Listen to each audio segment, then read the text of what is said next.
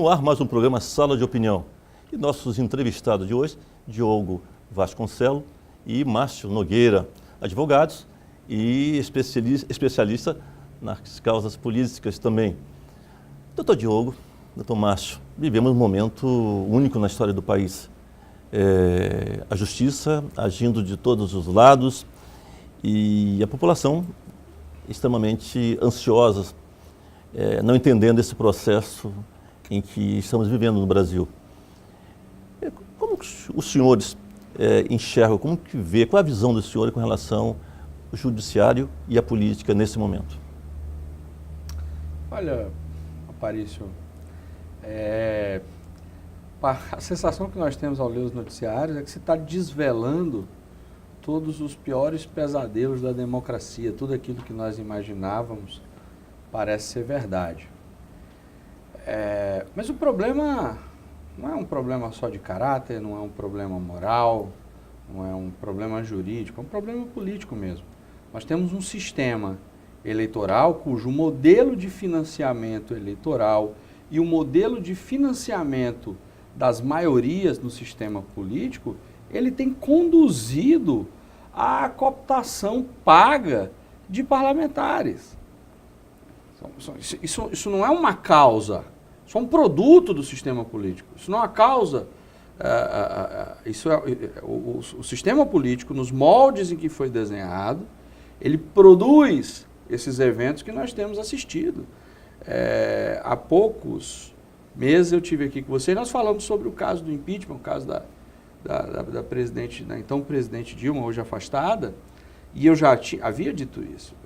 O problema não é o PT, o problema não é o PMDB, o problema é o partido que estiver no poder, primeiro ponto, ele vai precisar de maiorias no presidencialismo de coalizão. Por outro lado, eu tenho um modelo eleitoral que demanda muito dinheiro e um sistema truncado de financiamento. Então, o que nós temos assistido com a Lava Jato são declarações formais de que o apoio parlamentar ele é comprado à base de dinheiro para financiar campanhas políticas e para enriquecer um ou outro. Ponto. É isso que está posto. Tá? O outro problema que nós discutimos foi a judicialização, a chamada judicialização da política, que é, frente a esse grave problema do sistema político, se achar que o sistema jurídico tem a capacidade de processar e resolver esses problemas. E eu já lhe disse uma vez, não tem. Esse é um problema dos limites do próprio direito, o que o direito pode abarcar e o que o direito pode solucionar. O direito não é uma omnissolução, não é uma solução para tudo. Tem problemas que vão muito além. O problema da política terá que ser resolvido dentro da política. Esse problema passa por a solução desse problema passa necessariamente por uma reforma política que vai desde o modelo eleitoral adotado, do design institucional das eleições, ao design, ou seja, ao desenho, ao projeto, à engenharia, à mecânica do poder, de como se exerce o poder no Brasil. Enquanto nós continuarmos com esse modelo, a coisa vai ser assim, independentemente das promessas eleitorais que se fizerem nas próximas eleições, independentemente de quem sejam os candidatos, que eles não tenham nada a ver com a política atual, quando eles estiverem no poder, e o código do poder é muito simples, governo ou oposição, é necessário fazer maioria. Quando precisar fazer a maioria, e eu tiver uma maioria, políticos que se endividaram para pagar as eleições e que precisam pagar essas dívidas e financiar as próximas eleições, eu tenho uma demanda por corrupção posta. E isso não vai mudar. Essa é a minha opinião. E a sua posição, doutor? Eu concordo integralmente com as falas do Diego, da forma como ele analisa o quadro. Mas eu vou agregar aqui um outro argumento. Eu sou um otimista incorrigível. Eu não acho que tudo que a gente está passando seja negativo do ponto de vista histórico. Eu acho que nós estamos num caminhar, nós estamos numa dinâmica que obviamente nos conduz a uma crise político-institucional profunda, nos conduz a um cenário próximo do caos, mas eu acredito piamente que desse caos ressurgirá uma nação mais forte, ressurgirá um sistema político que permita uma representação mais democrática. Obviamente, esse não é um caminhar lento. Aliás, esse não é um caminhar rápido, esse não é um caminhar que se resolve em meses ou que se resolve em um par ou 2 pares de anos. Isso é um caminhar de histórico, de muito tempo, de quem sabe década, mas nós estamos caminhando, nós estamos evoluindo democraticamente. Nós temos hoje instituições de controle que permitam que se saiba amplamente o que acontece nos bastidores da política, já é uma grande evolução. Nós sabemos que essa engrenagem, esse funcionamento da máquina, ele não vem de agora, ele vem de algum tempo. E nós conseguimos, em pouco tempo de democracia, construir instituições de controle que permitem que se saiba, que se revele tudo o que acontece nos bastidores. Eu acho que isso é um processo. É um processo de uma democracia jovem que está se consolidando e na dinâmica. Historicamente, eu vejo assim como algo positivo. O Poder Judiciário hoje, ele tomou todo o espaço. Os outros poderes estão funcionando? Eu acho interessante essa sua pergunta. Eu estava lendo uma obra há uns dias atrás, e um texto do professor De Giorgi, no qual ele dizia que um dos grandes problemas desse entrelaçamento da relação entre diversos sistemas, sistema político, sistema jurídico, é que o sistema jurídico não é capaz de dar respostas, e ele está falando de uma realidade europeia, tão rapidamente quanto o sistema político. E no nosso sistema posto, na nossa história, ela tem revelado que, na verdade, o sistema político não conseguiu dar respostas efetivas a problemas sociais, e o sistema jurídico, o poder judiciário dentro desse sistema, chamou para si grandes questões. Eu estou falando não só de questões de política eleitoral, mas eu estou falando de, por exemplo, soluções legislativas para problemas sociais muito graves, como a união entre pessoas do mesmo sexo, o direito à pensão no casamento entre essas pessoas, temas como adoção, aborto, até a realidade dos presídios brasileiros, ela não foi solucionada por políticas públicas, né? Tivemos recentemente uma declaração de estado de coisas inconstitucional no julgamento de uma ADPF, de uma ação de descumprimento de preceito fundamental, onde o Supremo Tribunal Federal, importando um modelo colombiano, da Corte Constitucional colombiana, declarou que não uma lei fosse inconstitucional, mas que um estado de coisas posto, se referindo à situação prisional, era inconstitucional e que o poder público deveria adotar medidas concretas, elencou algumas medidas para solucionar. O problema dos presídios no Brasil vem da década de 80, o grande problema, ele se intensificou na década de 80.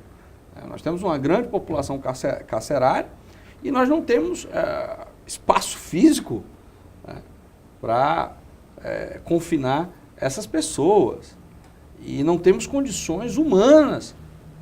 Ou seja, esse confinamento não se dá em condições humanas e o judiciário avocou todas essas questões para si, para poder dar respostas mais rápidas, porque cansou de esperar a política. Eu achei, lendo esse texto, eu vi essa grande diferença do que hoje nós passamos no Brasil. O nosso sistema político se tornou incapaz de dar resposta. Ele está paralisado, né? Um país não tem agenda. Qual é a agenda política do Brasil? Não há uma agenda política clara. Com essa posição do judiciário, houve um enfraquecimento muito grande, né, do poder legislativo. Tanto a Câmara dos Deputados como o Senado deixaram de funcionar. Isso é fruto da inércia, né? Ao mesmo tempo nós temos os poderes que eles devem funcionar de modo harmônico, nós temos os freios e contrapesos. A inércia do parlamento de atender aos reclamos da sociedade dá uma musculatura muito maior ao poder judiciário. Então, isso certamente não é o funcionamento ideal. Mas vai até onde esse poder do judiciário em cima do Congresso Nacional? Para isso, nós estamos exatamente nesse momento testando esse limite. Porque veja só, nós temos uma situação agora em que o Procurador-Geral da República pede a prisão do presidente do Congresso Nacional, né? E, ao mesmo tempo, um cidadão pede o impeachment do Procurador-Geral da República. E cabe a admissibilidade ao presidente do Congresso Nacional. Então, nós estamos nesse momento, é um momento histórico de grande relevância. Nós estamos testando o limite, quais são os limites desse sistema que nós temos hoje vigente no nosso país. E aí, doutor? Eu concordo com o doutor Márcio e os limites estão sendo testados, até onde as nossas instituições suportam, tá? Mas nós passamos pela mais grave crise política e institucional que esse país já atravessou. O Dr. Márcio disse anteriormente que os instrumentos de controle permitem que nós saibamos o que se passa. E é verdade. Nós sabemos porque nós temos uma imprensa forte, livre, porque nós temos um Ministério Público que atua, nós temos um judiciário livre de amarras,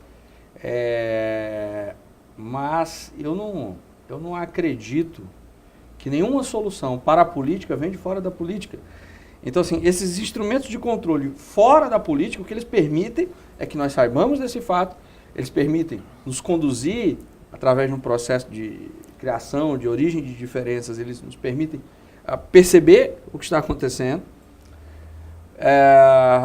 e por isso conduzem a uma crise, não no sentido negativo que eu digo isso, mas se nós não soubéssemos de nada que estava acontecendo, não haveria crise, você concorda? Enfim, não haveria uma crise visível sob o aspecto comunicacional. Então, há uma crise, porque nós a percebemos, mas qualquer solução para essa crise só pode vir de dentro do sistema político. Nenhuma solução que venha de fora é legítima, porque qualquer medida que subleve os poderes políticos, ela é uma medida autoritária. Se nós pegarmos um livro, por exemplo, do Hitler, Mein Kampf, nas primeiras páginas, lá pela página 50, há uma crítica dele à inoperância do legislativo, à corrupção dentro do poder legislativo, se reportando à Alemanha do período que antecede a sua grande subida. Enfim, e não me parece que o que foi proposto seja uma solução saudável para o Estado. Ponto. Mas nós temos que reconhecer, há uma crise e essa crise demanda solução. A grande solução, Aparício, ela está distante. A grande solução, ela passa por um eleitor educado, capaz de fazer seleções próprias, de entender o que está acontecendo e de atribuir a esses fatos as consequências que são merecidas, a poder discernir entre o que é um bom candidato e um mau candidato, a discernir entre o que é uma boa política pública, uma política pública ruim. Infelizmente, assim, parece utópico, mas o nosso problema é a educação, o nosso problema não é outro, o nosso problema é de educação. Todas essas pessoas que foram eleitas e que nós nos reportamos aqui, foram eleitas em eleições livres, com voto secreto, universal. Obviamente, se vê agora que financiadas a que custo, mas foram eleitas, ponto. Elas não foram colocadas lá. Elas não são produtos de uma aristocracia, elas são produtos de uma democracia. Então nós temos um problema hoje. O nosso sistema político reflete a qualidade das escolhas do nosso eleitor. Isso é duro de reconhecer, mas o problema não está fora, o problema está dentro. Vamos fazer aqui um pequeno intervalo em sala de opinião, mas já voltamos já.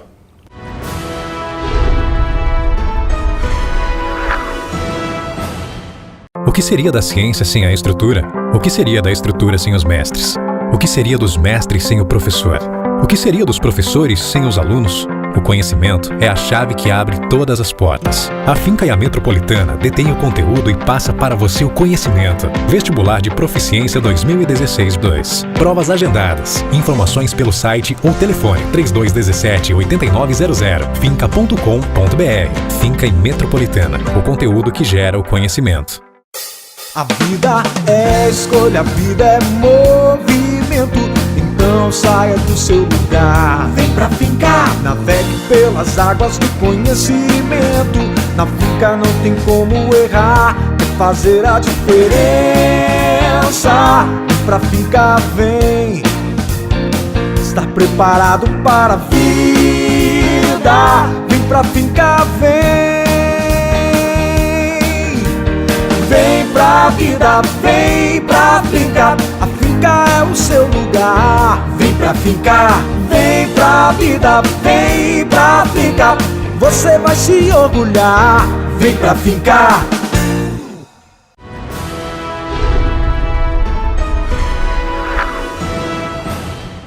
Voltamos com sala de opinião e falando sobre política com o Dr. Diego e Dr. Márcio. Doutores, nós nessa confusão toda política, dessa instabilidade política, a reforma política. E quais foram os principais pontos em que podemos falar e podemos, nesse processo eleitoral agora, contar? Eu digo até que a gente não teve uma reforma política. Nós tivemos algumas alterações pontuais na forma de condução das eleições. Nós temos um processo eleitoral bastante alterado, mas a reforma política, aquela que o Diego falava agora há pouco, que nós precisamos e que essa sim vai trazer uma transformação maior, ela ainda não veio. Você acha que é pelo próprio momento político que vivemos? É muito difícil essa reforma política porque ela é feita por quem chegou lá pelas regras vigentes, né? Então imagine só, eu cheguei lá, eu estou aqui para trabalhar no Congresso, eu cheguei por essas regras. Eu acho que o temor de mudar as regras é muito grande, né? Será que eu consigo voltar com outras regras? Então o grande desafio da reforma política verdadeira, daquela que a gente fala tanto e que precisa, talvez esse sentimento de temor de quem está lá para adotar essa ousadia, né? Então, será quase impossível essa reforma, né? De uma forma mais abrangente. Eu acho que há uma imposição. A gente cada vez mais caminha para ser algo que não se consegue contornar. Eu acho esse cenário cada vez mais incontornável e esse momento vai chegar. Mas, voltando aqui ao que você me perguntou, que é com relação à legislação eleitoral. E aí nós temos, sim, mudanças significativas. Aí digo, sim, que esta eleição será como nenhuma outra. Ela será bem diferente. Começa com aquela bandeira que foi empunhada pela OAB, que é da vedação à contribuição por pessoas jurídicas.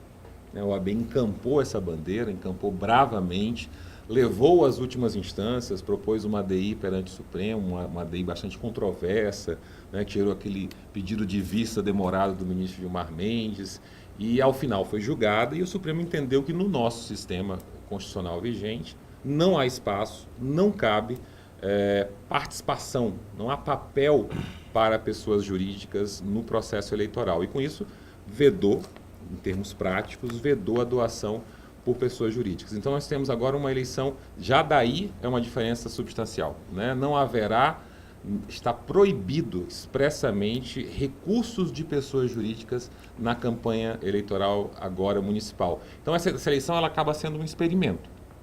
Nós vamos experimentar como se faz uma eleição sem recursos de pessoas jurídicas. E isso tem implicações desde a quantidade, desde as doações maiores que existiam no cenário anterior, até as coisas mais corriqueiras.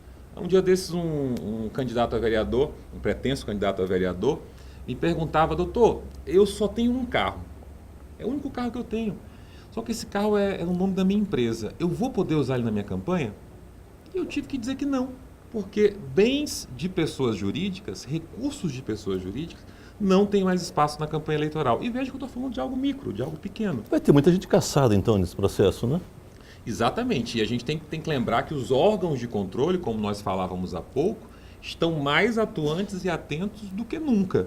Então o holofote vai estar, toda essa crise institucional, todo esse olhar da imprensa para a política vai estar colocado agora nessas eleições, com essas vedações tantas que surgiram.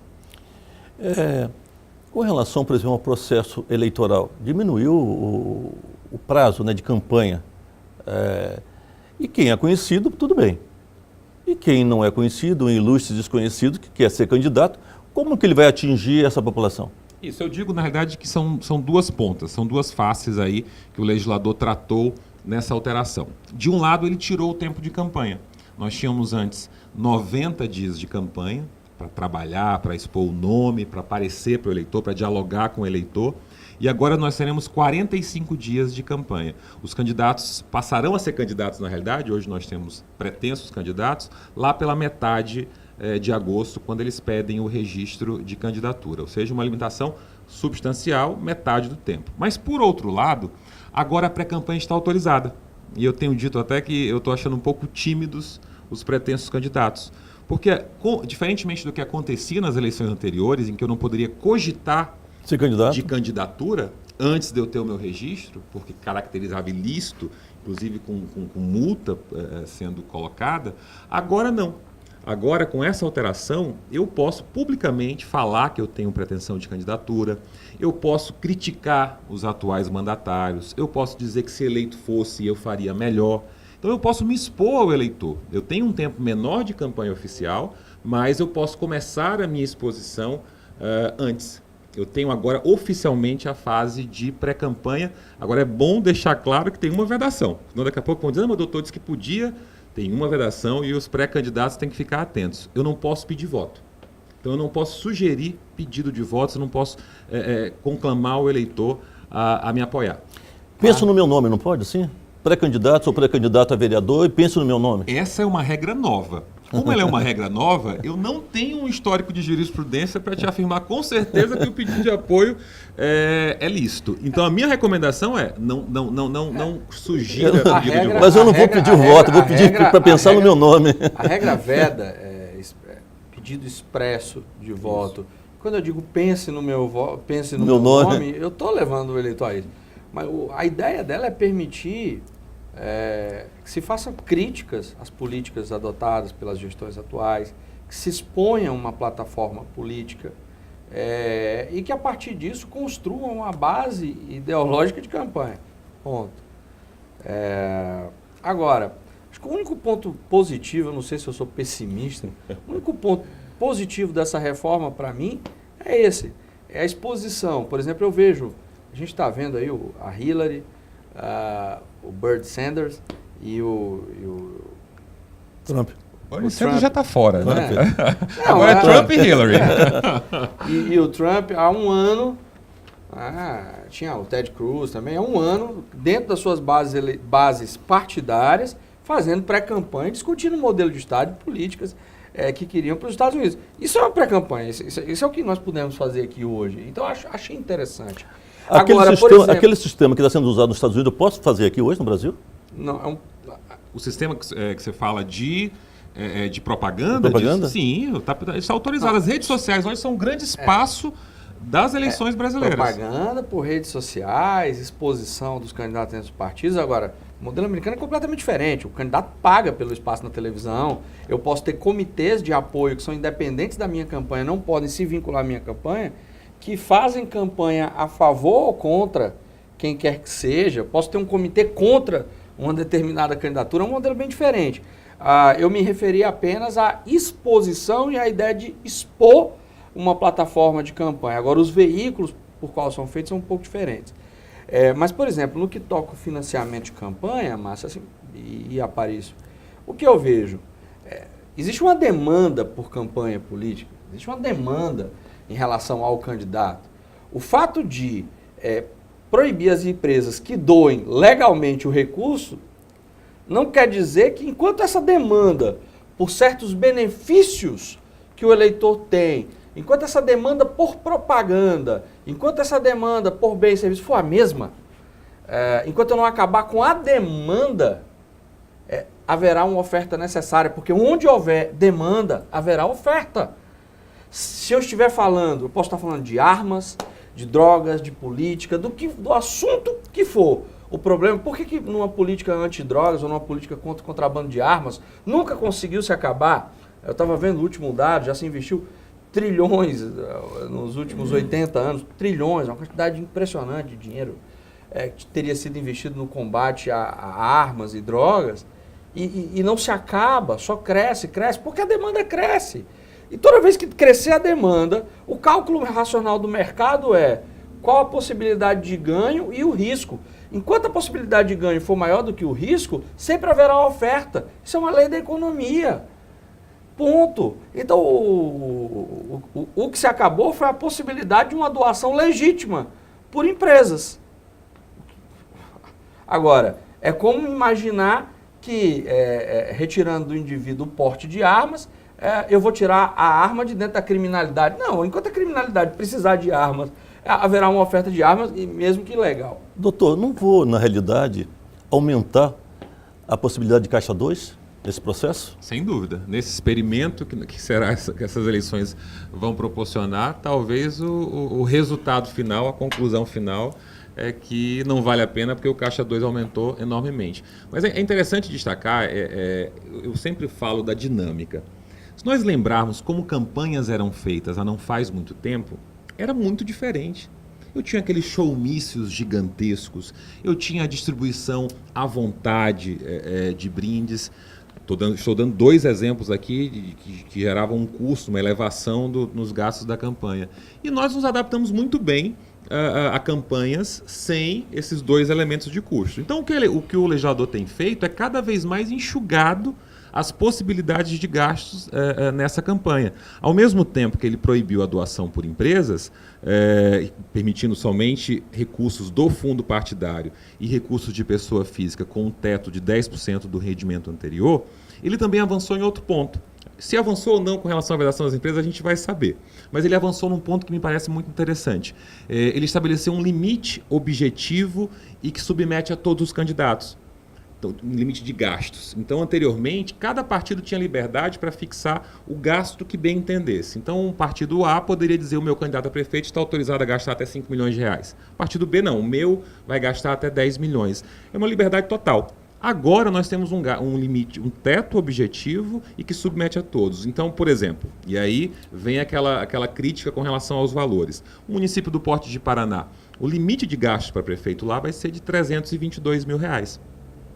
Um município como Guajará-Mirim, 126 mil reais é o limite de gasto para prefeito lá. Para prefeito? Para prefeito. 322 mil reais para prefeito de Paraná. Porto Velho acabou ficando com um valor um pouco mais alto, mas não sei se compatível com o porte do município e o fato de ser uma capital. Em Porto Velho, o limite de gasto é de 2 milhões e 200. Imagine, Aparício, só imagine que os candidatos durante 30 dias eles terão programas eleitorais de 10 minutos para si e para seus proporcionais durante 5 dias por semana. E terão programas de rádio. Então, só faça uma conta de tempo de produção de TV, você que é da área, além de ser apresentador, é um empresário da área de comunicação também, e um empresário, você consegue fazer essas contas. O sujeito vai ter que produzir aí, nós vamos ter 10 minutos, não para um partido, nós vamos ter 10 minutos a favor de todos os candidatos. Faça a conta se 3 minutos de produção de um programa, de 3 minutos, que é um programa médio, não é um grande programa, mas é um programa razoável, de 3 minutos dia, quanto é que isso custa? Se isso... E aí já coloque dentro dessa conta... a comícios, Porto Velho tem uma extensão de um estado. Se me permite, esse ponto que ele tocou já é outra tentativa do legislador de baratear a campanha. Antes nós tínhamos blocos de 30 minutos, agora teremos blocos de 10 minutos. E o legislador foi um pouquinho além. Ele vedou o que eu chamo de pirotecnia. Para ilustrar isso aí, o candidato agora não pode mais ser aquele apresentador que fala bem, que fala de modo pausado, de modo simpático. Não pode mais. Agora, o que a legislação quer é o candidato se exibindo no programa, falando diretamente aos seus eleitores e, no máximo, um entrevistador. Então, aqueles efeitos da propaganda, próprio da publicidade, boa parte deles foram cortados nesta última alteração, com 2 intenções, né? Baratear o custo da campanha e, por outro lado, também revelar a pessoa do candidato e não um produto fruto de publicidade. O grande ponto disso aí é realmente a campanha, a intenção foi baratear, só que diminuiu muito o tempo de exposição. E o candidato, enquanto um produto eleitoral, ele é algo que está sendo vendido, ele é uma ideia que está sendo vendida. Com a diminuição dessa exposição e a diminuição do tempo de campanha, como você mesmo começou dizendo, eu acredito que as campanhas vão ficar mais difíceis para os novos políticos. Aquelas pessoas que têm uma boa imagem pública, já tem uma imagem sedimentada, a opinião pública tem opinião sobre ela, a essas pessoas ficou mais fácil a campanha. Então, muita coisa. A verdade é que temos um novo desenho da instituição eleitoral e o que me preocupa, e eu não vejo, os partidos não atentaram, os candidatos não atentaram para isso ainda. Essa eleição vai ser muito diferente. Toda a mecânica das eleições anteriores não se aplica agora. E há uma fiscalização, eu tenho que dizer, em Rondônia nós somos exemplo de fiscalização eleitoral, seja pelos partidos, que realmente os partidos investem em ter um jurídico que fiscaliza a campanha do outro. Em época de eleição, o TRE vira uma guerra em matéria no melhor sentido de propaganda eleitoral, como temos um Ministério Público atuante. Temos um Ministério Público Eleitoral atuante, seja na atribuição do Ministério Público Estadual, quando atua como Ministério Público Eleitoral nas eleições municipais, seja o Ministério Público Federal nas eleições estaduais. Então, não se imagine que é fácil burlar essas regras. Eu coloquei uma série de situações porque eu acho que essa mudança não chega agora. Mas o candidato que não conseguir se encaixar nessas novas campanhas, ele vai ter problema de resultados eleitorais, da sua performance, né? Porque com menos exposição, com menos tempo e com menos gasto possível, as vias de gastar foram reduzidas, e isso eu tenho que reconhecer, e reduzindo essas vias de exposição e gasto, há uma redução na venda dessa imagem, e venda que eu digo no sentido da comunicação social, de se transmitir essa imagem do candidato. Por outro lado, existem novas ferramentas que foram possibilitadas dentro da campanha, ferramentas de marketing digital, e que se o candidato souber explorar, ele consegue sair dessa dificuldade. Ao mesmo tempo, tem toda uma engenharia institucional que os candidatos desconhecem. É uma eleição de 30 dias. Doutores, eu acho que isso se tornou inviável, por exemplo, uma candidatura de um prefeito de Guajará-Mirim ou de Ji-Paraná, uma com R$100 e poucos mil e um prefeito de Ji-Paraná, R$300 e poucos mil para uma campanha eleitoral. É tornar realmente inviável todo um processo. Mas vamos falar isso no próximo bloco. Um intervalo, por favor.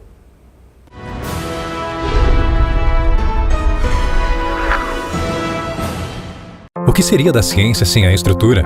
O que seria da estrutura sem os mestres? O que seria dos mestres sem o professor?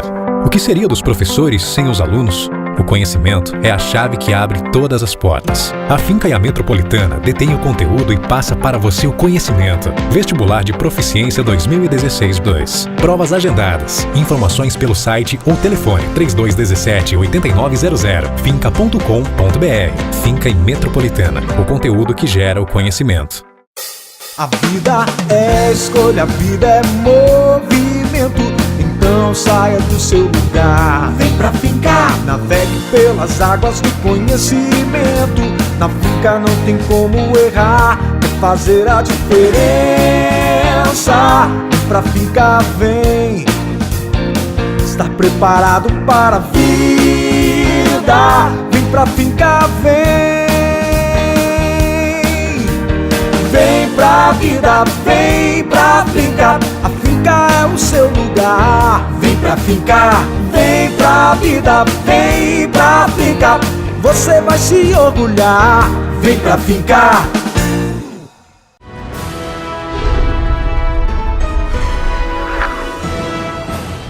Voltamos com Sala de Opinião. E com o doutor Diego, doutor Márcio. Nós estávamos falando sobre as dificuldades de ser candidato, principalmente agora em Guajará-Mirim, municípios pequenos, né, em Ji-Paraná. R$100 e poucos mil, uma candidatura se pode gastar para ser candidato de Guajará-Mirim. A prefeito de Guajará-Mirim. Vereador são R$10 mil lá. Como? Campanha. Isso. E olha porque a lei previu que municípios previu um mínimo legal. Guajará então encaixou no mínimo legal. Para vereador lá o gasto é de R$10 mil a campanha inteira. Sei. O teto. Mas como que vai ser fazer campanha com R$10 mil? Eu acho que vai ter que ser a criatividade do brasileiro, né? Porque legalmente é isso. A legislação impõe esse teto que nós vamos experimentar agora nesse grande experimento que serão as eleições de 2016. O senhor citou também Ji-Paraná, 300 e poucos mil. Isso.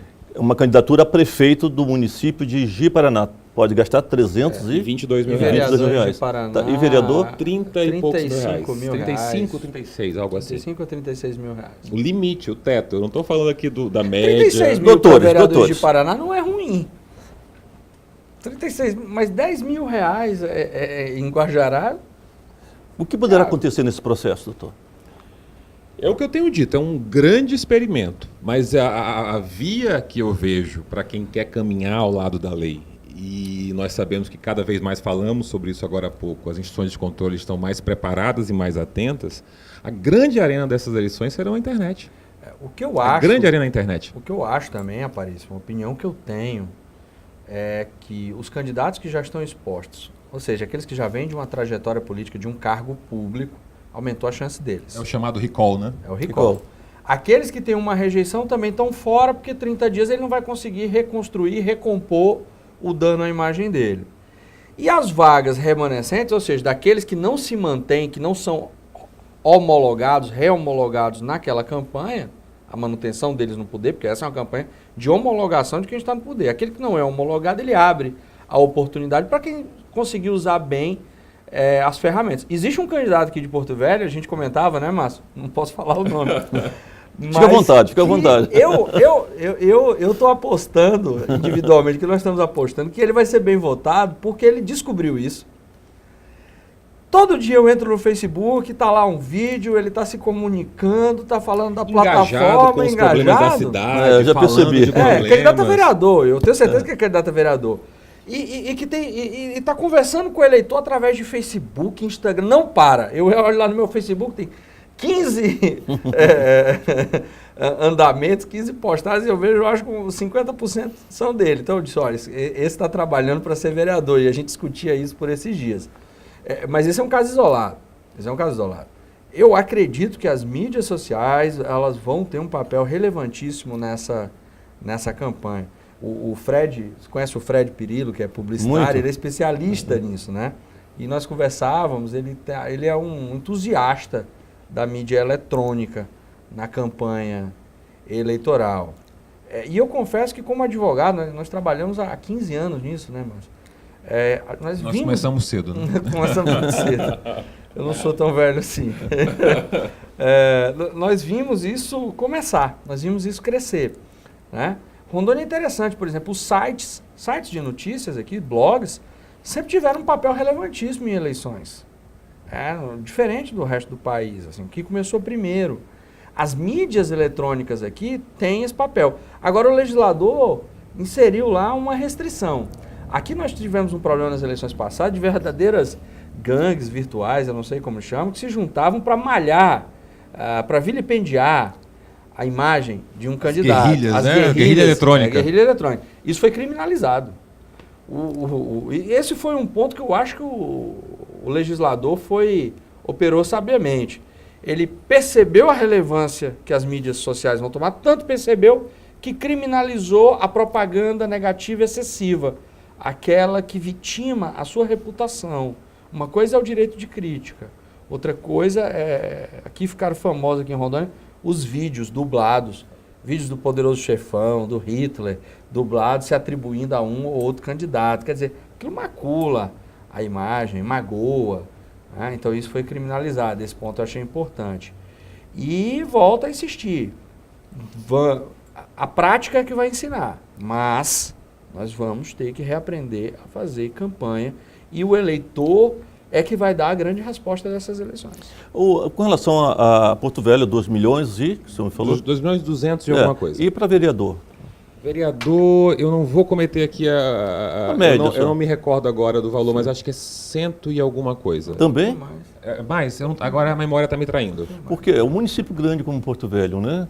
Difícil fazer campanha num município desse com uns percentuais tão baixos, né? O município de Porto Velho, na verdade, o valor está um pouco mais alto, Márcio.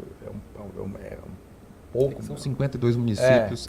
São 52 municípios para memorizar todos, mas e tem uma razão histórica, porque essa média para Porto Velho ela é apurada com base no maior gasto declarado. 70% do gasto do maior 70% do maior gasto anterior. Então, assim, houve campanhas declaradas, limites mínimos gasto declarados, efetivo, né? Milionários e gastos efetivos muito altos naquelas campanhas. E isso há razões para que isso tenha acontecido. Então, aqui o nosso limite, se eu não me engano, é superior a 250 mil reais, um pouco superior a 250 mil reais. E com toda essa reforma política, a pequena reforma política, mas outra reforma política, o que você espera desse processo político nessas eleições? Márcio. Quais as consequências de tudo isso? O primeiro ponto que eu tenho destacado, inclusive tenho feito alguns cursos Brasil afora para alertar os atores do processo eleitoral, é que só vai ter vez nessa eleição se houver planejamento. Então, quem tiver disposição de ser candidato vai ter que entender que são 45 dias, que muitos meios de propaganda, muitos meios de acesso, de visibilidade estão vedados, ele vai ter que planejar como é que ele vai se comunicar com o eleitor nesses poucos 45 dias que ele vai ter. E, no mais, eu honestamente estou muito curioso, porque essa eleição é um balão de ensaio. Não é à toa que se escolheu alterar as regras numa eleição municipal.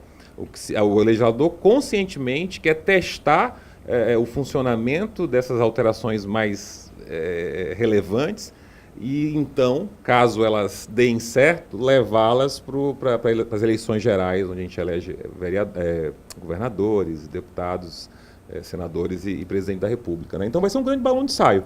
Esses gastos também deverão ocorrer, esses tetos, né, de gasto deverão ocorrer também para governador, para senador, né? E aí?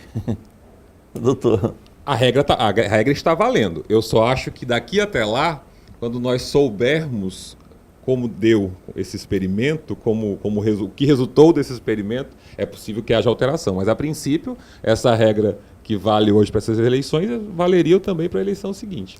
O doutor Diego falava sobre, por exemplo, um candidato que tem uma rejeição muito grande ou que existe uma pouca popularidade, ele não vai ter tempo nem ter recurso para melhorar esse processo.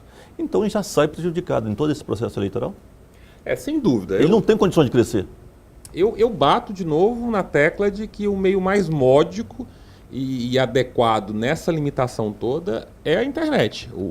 As redes sociais, elas empoderam tanto o cidadão quanto os candidatos e empoderam para o bem e para o mal, né? Constrói-se reputações na internet e mais facilmente destrói-se uma reputação na internet. Então, o candidato tem que estar atento ao que está sendo dito e qual é a imagem que está sendo propagada dele nas redes sociais, até porque, outro ponto que é interessante, eu tinha falado lá que é 10% do rendimento bruto que a pessoa física pode doar, né? Então o legislador ele não só impôs um teto, como ele colocou um teto para cada doador com a intenção de pulverizar. Eu não vou poder ter um doador substancial que pague boa parte da minha campanha. Eu só vou conseguir chegar a esse teto lá se eu pulverizar também, em Porto Velho, por exemplo, um candidato que vá ao teto, R$2.200.000, ele vai precisar ter um número de doadores que, juntando 10% com 10%, a não ser que ele tenha um doador só que faturou 22 milhões no ano passado. A lei permite também que o partido reserve uma parte do fundo partidário. É isso que eu ia falar. Mas quem é dirigente partidário sabe que o fundo partidário mal suporta as despesas ordinárias do partido. Mesmo com todo o crescimento que teve, a maioria dos partidos não se sustenta. O que mudou no fundo partidário para esse processo eleitoral? Houve alguma mudança? Na realidade, nós temos que lembrar que houve um aumento no orçamento. No orçamento houve um aumento dos recursos destinados ao fundo partidário. Concordo com o Diego que há esse cenário, mas o legislador, já sabendo dessa vedação à doação de empresas, ele tratou de aumentar o valor do fundo partidário. Essa foi a alteração. E possibilitou que uma parte do fundo partidário seja reservado exatamente para custear as eleições de uma conta própria. Numa conta própria que vai ser enormemente fiscalizada. Um dia desses me perguntavam também, mas doutor, o partido pode receber doação, uma empresa pode doar, isso não vai entrar no fundo? Não confunda as coisas. O fundo partidário é verba pública. E essa verba pública ela vai ter que estar numa conta específica, fiscalizada pela Justiça Eleitoral, e os recursos que vão para a campanha podem sair de lá. Ou sai daquela conta específica do fundo partidário, ou sai de uma pessoa física que tenha capacidade, que tenha 10% da sua renda no ano anterior para doar. Caso contrário, não há outra fonte de recurso possível. Doutor, muitos candidatos não têm recurso nenhum e gostaria de ser candidato para um cidadão. Eu não tenho condições de bancar a minha candidatura e penso, o partido vai bancar a minha candidatura a prefeito, bancar a minha candidatura a vereança. Como que funciona esse processo? O partido está autorizado através do fundo partidário ou das arrecadações de doadores de campanha. Pessoas físicas, né, dentro daquele limite sobre a renda dessa pessoa física, angariar fundos e distribuir entre os seus candidatos. E aí tem políticas de distribuição, há partidos que distribuem dinheiro entre os candidatos que ele entende viável. Mas isso é democrático? Isso é legal? Não, isso é legal. O partido apostar em alguns candidatos e financiá-los, isso é legal, isso é possível. Não houve mudança com relação a isso. Se o partido gastar X para a minha candidatura, eu tenho que gastar X para a candidatura do Dr. Márcio. A grande mudança não, é que não existe. possibilita... Não. O partido tem uma... inclusive, Mas isso pode ser constitucionalmente, ele tem uma autonomia estatutário, partidária. né? Mas isso pode ser estatutário. Nada impede que estatutaramente haja uma regra nesse sentido, mas a legislação não impõe qualquer tipo de limitação de que o partido, ou de imposição que o partido gaste o mesmo tanto com um que ele vai gastar com o outro. O partido ele tem uma autonomia para deliberar nas suas instâncias e decidir como ele vai se portar com relação ao fundo partidário. A denúncia do Sérgio Machado com relação ao Temer, um dos pontos da denúncia é que o partido recebeu da JBS 40 milhões e o Temer teve que assumir a presidência do partido porque havia uma guerra de como esse dinheiro seria distribuído entre as campanhas do PMDB. Né? E aí o Temer teria assumido para poder repartir internamente entre os diretórios do partido esse dinheiro de forma mais proporcional, mais democrática. Esse é um ponto, por exemplo, da denúncia ou da delação premiada feita pelo ex-senador Sérgio Machado. Agora, todos esses pontos, Aparício, todas essas dúvidas, e aí o valor específico para os candidatos a vereador do município de Porto Velho, vão estar disponíveis aí. O Márcio está fazendo um workshop neste sábado, agora, exatamente voltado para os candidatos, voltado para as pessoas que operam durante as eleições, que são players, que são atores, sejam institucionais, dirigentes partidários, assessores, e esclarecendo esses detalhes. Aliás, nós temos aqui um dado interessante. O Márcio, que é o guajaramirense, né? Professor universitário aqui em Porto Velho, e eu recentemente abri o Facebook dele, está dando cursos de direito eleitoral para candidatos em todo o país. Que beleza. Né? Parabéns. De Guajaramirim para o mundo. Que beleza, né? O que eu digo é que conhecer o funcionamento das eleições, saber essas regras, traz poder aos candidatos, traz poder ao eleitor também, porque o eleitor tem que estar atento ao candidato que cumpre a lei.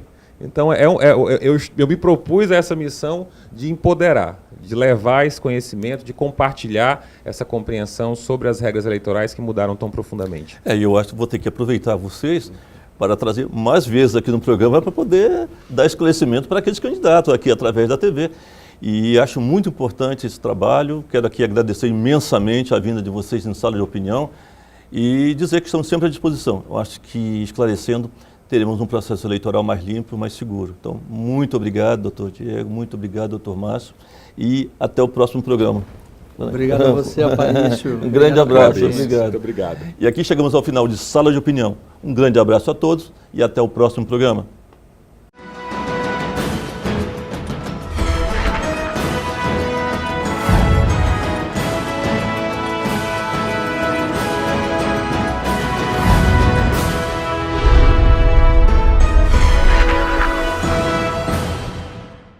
O que seria da ciência sem a estrutura? O que seria da estrutura sem os mestres? O que seria dos mestres sem o professor? O que seria dos professores sem os alunos? O conhecimento é a chave que abre todas as portas. A Finca e a Metropolitana detêm o conteúdo e passa para você o conhecimento. Vestibular de Proficiência 2016-2. Provas agendadas. Informações pelo site ou telefone 3217-8900. finca.com.br. Finca e Metropolitana. O conteúdo que gera o conhecimento. A vida é escolha, a vida é movimento.